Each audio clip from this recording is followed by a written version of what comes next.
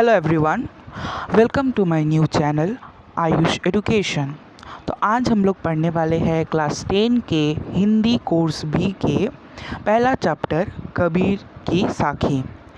कबीरदास जी अपनी साखी में 8 पद लिखे हैं और इस 8 पदों को आज हम लोग पढ़ेंगे और आप लोग सीखेंगे।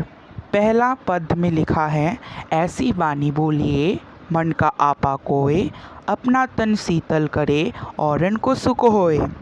हमें ऐसी वाणी बोलनी चाहिए, वाणी मतलब ऐसी बातें बोलनी चाहिए जिससे हमारे अंदर का आपा खो जाए।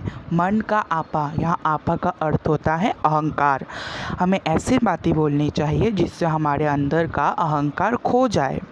अपना तन शीतल करे औरन को सुख होए। जब हमारा अंदर का अहंकार खो जाएगा तब हमारे अंदर मतलब तन मतलब शरीर को शीतलता प्राप्त होगी। शीतलता मतलब ठंडक पहुँचेगी और दूसरा जो हमारे बात को सुन रहा है, हमारे वाणी को सुन रहा है, उसे भी सुख होगा। ये बोला है पहले पद में। दूसरे पद में बोला है, कस्तूरी कुंडली वसे मृग ढूंढे बन माही, ऐसे घटी घटी राम है दुनिया देखे नाही। कस्तूरी एक प्रकार का हिरण होता है। उसकी कुंडली मतलब नाभि, मतलब कस्तूरी जब वो पसीना में भीगता है तब उसका पसीना अपने नाभि में आकर बसता है। तो मृग ढूंढे बन माही, और उस नाभि में जमे हुए पसीनों के बदबू इतना सुगंध देता है, इतना स्ट्रॉन्ग परफ्यूम ये करता है जिससे कस्तूरी हिरण मोहित हो जाता है और पूरा जंगल खोजते रहता है। मृग का अर्थ है हिरण। मृग ढूंढे बन माही, पूरा वन में मृग ढूंढता रहता है वो खुशबू कहाँ से आ रहा है और उसे पता ही नहीं है जो उसकी ही नाभि से, उसकी ही कुंडली से वही खुशबू आ रहा है। ऐसे घटी घटी राम है दुनिया देखे नहीं। इसी प्रकार हमारे कण कण में घटी घटी जगह जगह में राम का इधर मतलब है ईश्वर है। हमारे कण कण में ईश्वर है लेकिन दुनिया देखे नहीं। कोई भी हम ईश्वर को नहीं देख पा रहे हैं। जैसे कस्तूरी अपने कुंडली में बसे हुए पसीनों के वो खुशबू को नहीं पहचान पा रहे, नहीं जान पा रहे, उसी प्रकार हम भी ईश्वर को नहीं देख पा रहे हैं। क्यों नहीं देख पा रहे? अपने अहंकार, हिंसा, अपने अंदर का जो क्रोध है, वो सब के कारण हम लोग नहीं देख पा रहे हैं। तीसरे पद में बोला है, जब मैं था तब हरि नहीं, अब हरि है मैं नाही। सब अंधियारा मिटी गया जब दीपक देखिया माही। जब मैं था, यहाँ मैं का अर्थ होता है अहंकार। हम लोग कहते हैं ना, ये मेरा घर है, ये मेरा सीट है, ये मेरा बेंच है, तुम पीछे जाके बैठो, ये मेरा पेंसिल है। तो सब जगह ये मैं लगा हुआ है। तो ये मैं का अर्थ होता है अहंकार और हरि का अर्थ है ईश्वर।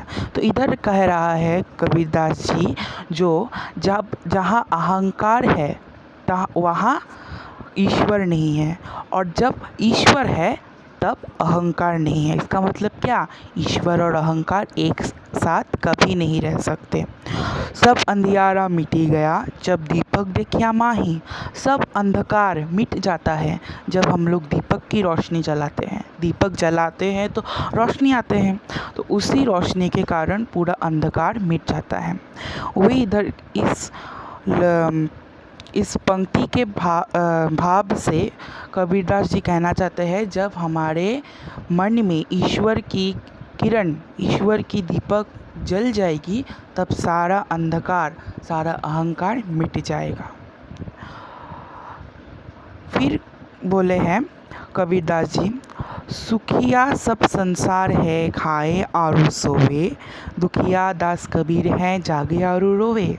सुखिया सब संसार है, सुखी सब संसार है, सिर्फ खाते हैं और सोते हैं, क्योंकि उनको तो ईश्वर की कोई परी नहीं है। अपनी जीवन का जो सांसारिक भोगता है, सांसारिक चरण है उसी को ही वो लोग भोग रहे हैं। वो लोग सिर्फ खाते हैं और सोते हैं। दुखी कौन है? कबीरदास जी। क्यों? क्योंकि वो ईश्वर को पाने के लिए सिर्फ जगते हैं और रोते हैं। फिर बोला है कबीरदास जी, बिरह भुभंगम तन वैसे, मंत्र न लागे कोई, राम वियोगी ना जीवे, जीवे तो बोड़ा होई। बिरह भुभंगम, भुभंगम का अर्थ है सांप। जब ईश्वर का सांप हमारे शरीर में लपट जाए तब कोई मंत्र, कोई शस्त्र, कुछ भी काम नहीं आएगा वो उस सांप को भगाने के लिए। उसी प्रकार राम वियोगी ना जीवे, जीवे तो ब्यूरा होए। राम वियोगी, राम मत इधर अर्थ है ईश्वर। राम वियोगी ना जीवे, जीवे तो बूढ़ा होए। राम के बिना नहीं, राम नहीं है तो आप आसानी से जी सकते हैं, लेकिन जीवे तो बूढ़ा होए। अगर राम मिल गया तो आप बूढ़ा हो जाएंगे। बूढ़ा मतलब पागल हो जाएंगे, ईश्वर के लीलाओं के पागल हो जाएंगे। फिर कबीरदास जी लिखे हैं, निंदक नेरा राखिए अग्निकुटी बंधाई, बिन साबन पानी बिना निर्मल करे सुहाई। निंदक मतलब जो हमारा निंदा करते हैं। नेरा राखिए कुटी बंधाई, निंदक, हम अपने निंदक को अपने पास रखना चाहिए, अपने आंगन में कुटी बांध कर। बिन सावन पानी बिना निर्मल करे सुभाई। क्यों हमें रखना चाहिए? क्योंकि वो हमारे दोष को बार बार ठहराएगा, हमारे दोष को बार बार बोलेगा, जिससे हम बिना साबुन इस्तेमाल करें, बिना पानी इस्तेमाल करें, हम निर्मल मतलब पवित्र हो जाएंगे। फिर कबीरदास जी लिखे हैं, पोथी पढ़ी पढ़ी जग मोआ, पंडित भयाना कोई, ऐके आशिर पीव का पढ़े सुपंडित होई। पोथी पढ़ पढ़ कर, किताब पढ़ पढ़ कर जग मोआ, सब पागल हो चुके हैं, लेकिन पंडित कोई नहीं हो पाया। ऐके आशिर पीव का पढ़े सुपंडित होई, लेकिन जो एक बार ईश्वर के महत्व को एक बार जान लिया, ईश्वर के शब्द को एक बार पढ़ लिया, जान लिया, वही असली पंडित कहलाता है। फिर लास्ट हमारे शेष पंक्ति में पद में लिखा है कबीरदास जी, हम घर जा लिया अपना, लिया मुरारा हाथी, अब घर जा लो तास का, जे चले हमारे साथी।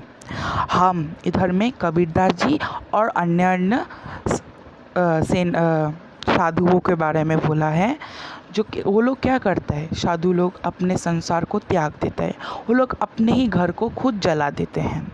हम घर जा लिया अपना घर को खुद ही जला लेता है।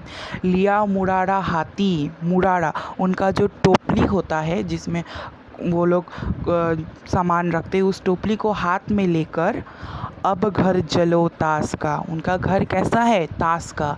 जब वो अपने हाथ में मुरारा ले लेता है तब वो घर जला देता है, ताश का घर के तरह जल जाता है। जे चले हमारे साथी, और आगे बढ़ते रहते हैं। यही है कबीरदास की साखी। बहुत ही इजी, बहुत ही सरल भाव से कबीरदास जी अपने अंदर का जो प्रश्न, अंदर का जो मान्यता है, अंदर का जो भाव है, प्रकट किए हैं। इसे आप लोग पढ़िए, और अगर कुछ भी और कोई प्रॉब्लम हुआ तो आप कमेंट सेक्शन में हमको बता सकते हैं, या फिर इंस्टाग्राम में मुझे फॉलो करके उधर में मुझसे पूछ सकते हैं। धन्यवाद।